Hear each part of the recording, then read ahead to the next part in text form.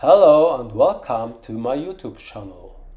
I am Ulf Pape from Berlin and I have been teaching creative techniques and applications to medical massage and physiotherapists, physicians and osteopaths for more than 20 years.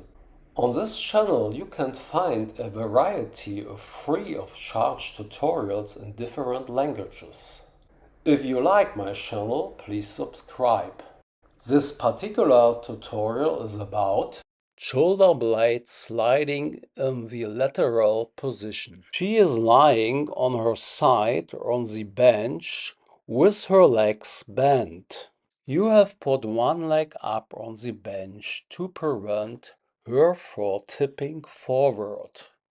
From your center of gravity, move her shoulder blade fluidly again and again to the middle, to the side, up and down, and then you turn it in and outwards again and again.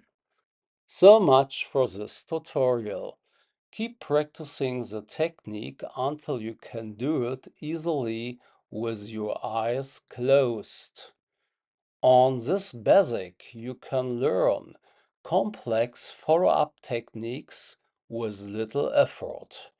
So subscribe this channel. Thank you for your attention.